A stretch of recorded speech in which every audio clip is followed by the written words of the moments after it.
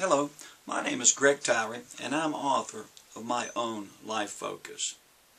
In my 50 plus years on earth, I've noticed something that happens to most people as they enter adult life. We enter adult life with a bounce in our step, a vision for the future, and a true belief in our heart of hearts that we're going to change the world. We come out of college, we enter into marriages and relationships and get jobs and careers, and something drastically changes in our lives. 5, 10, 15 years into our adult lives, we see this bounce diminish in our step. We lose our vision for the future, and we literally get caught up in the hustle and bustle of life, living day to day, week to week, striving just to get to the weekend, or perhaps looking forward to next summer's vacation. What happened? What happened to that vision of youth? What happened to that enthusiasm and the belief that we were going to literally rock our worlds and make a difference? We lost our focus. All these things drew our attention, demanded our attention, and distracted us from what we sensed in our youth that we were called to do.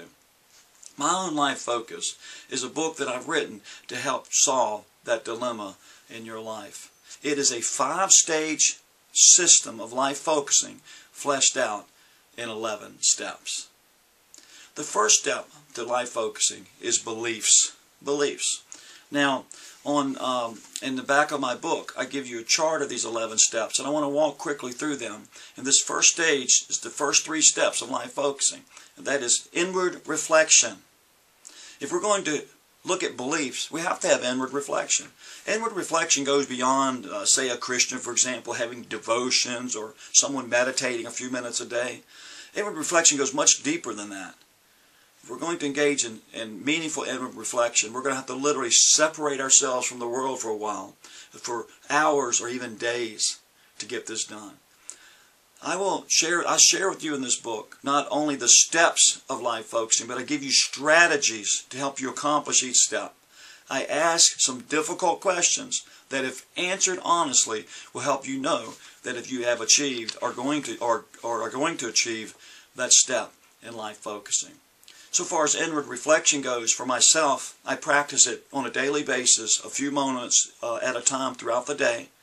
Once a week I try to take at least an hour or two to step inside a private office or take a drive out in the country, sit under a tree, and do some inward reflection.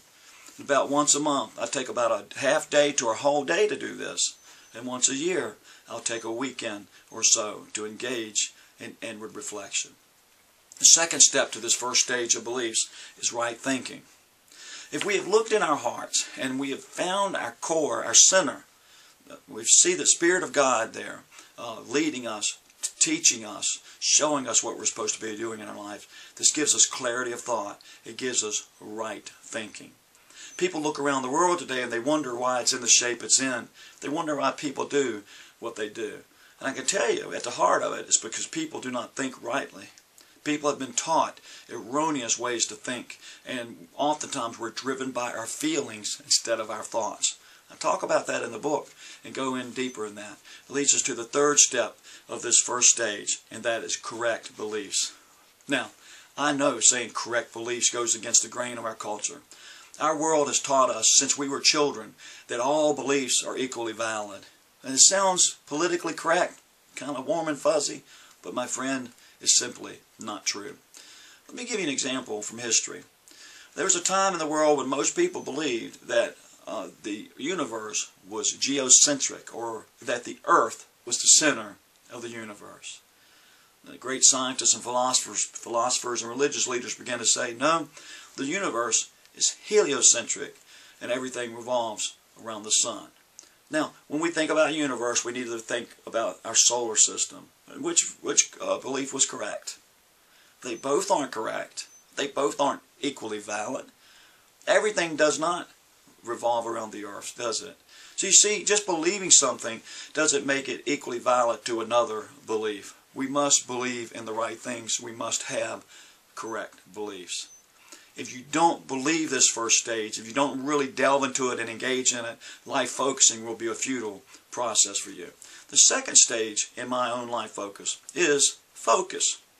Picking up on the third step of correct beliefs, we dive into what I call genuine passion. If we have done inward reflection, And if we have right thinking and correct beliefs, we'll see that we have genuine passion. Now, many people have passion that's not genuine. Pornographers have passion. Organized criminals have passion. People that espouse immorality might have passion. But my friend, genuine passion is authentic because we are thinking rightly and having the correct beliefs, because we've done inward reflection. Our passion is genuine, and it's in tune with our center at the core of who we are spiritually and our connection with our Creator. So it's very, very important to understand that. And that brings us to a next step, which is purposeful focus. Purposeful focus. Now, it's not enough just to focus. We have to focus on purpose for a purpose. So what I mean by that is we focus intentionally, but we focus for a certain reason. We focus for a purpose. What is that? To find what it is we've been put here on this earth for. And so each day, that will drive my thoughts, that will drive my beliefs, that will drive my passion. Ultimately, it's going to drive my behavior and get my results. So when we think about focus, we think correct beliefs, genuine passion, and purposeful focus. So stage 1 is belief, stage 2 is focus, stage 3 is behaviors. Picking up on that step of purposeful focus, after we do that, the next step is positive attitude. Positive attitude. Now, a lot of people, when they hear the phrase positive attitude, they think of someone who's upbeat, perhaps charismatic. Of course, those things are good, but that's not what I'm talking about by someone having a positive attitude. I'm not talking about the law of attraction that is so popular in our culture, that if we just think positively, positive things will come our way. Many people buy into this idea that I will never be sick if I think positively. I will become rich if I think positively. So when I think about positive attitude, I'm not talking about those kind of things. I'm talking about an attitude that has a positive effect on your life. My friend, listen, if we go through the stage of beliefs with inward reflection and right thinking and correct beliefs, if we focus with genuine passion, purposeful focus, and correct beliefs, that takes us to our third stage, and that is behaviors. Behaviors. Purposeful focus, positive attitude, and healthy behaviors. My friend, listen, behaviors is going to drive what you get your outcomes. Your beliefs determine your behaviors. Your behaviors are going to bring the results. So you have to focus on these behaviors. We have to take responsibility for our own actions. We have to quit being a victim. We have to quit blaming other people for our setbacks and our failures. Take responsibility and ownership of our behaviors, because if we do this, if we have healthy behaviors, it is going to bring what we call our fourth stage of life focusing, and that's character. Beliefs, focus, behaviors. Number 4, character. Now, character starts off first with what we just talked about, and that's healthy behaviors. Behaviors are going to determine your character, because your character is not only what you believe, it's what you do. The next thing is those healthy behaviors will bring us to our next step, and that is productive habits. And I think this is the key. A lot of people think, okay, if I believe right and behave right, everything will be okay. But those behaviors, those healthy behaviors, by the way, based on the right beliefs, must become habits in our lives. Not only must they become habits, they must become productive habits. Habits that produce what we're looking for in life focusing. And that is that contentment, fulfillment, and that achieving of the goal that our Creator has placed us on this earth to do. And that's what life focusing will do. And then those healthy behaviors, the productive habits, results in noble character.